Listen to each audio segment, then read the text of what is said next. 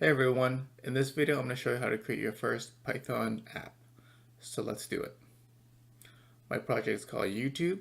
I'm going to right click on this folder. I'm going to click on New. I'm going to click on Python File. I'm going to give this file a name. I'm going to call it 1 print. Click OK. It's going to create you a .py file, and this is where your code and script are going to be contained. So let's begin coding.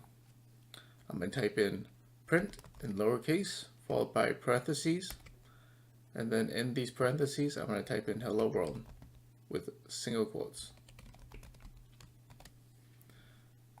and that's it. We're going to run this code now. We're going to right click on this area and click on the play button, run. It's going to run your piece of code, and it printed or displayed hello world. So print gives you the option to display text, which Python calls strings, back to the user.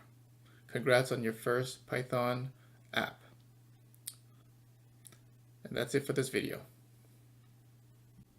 If you enjoyed this video, please like and subscribe.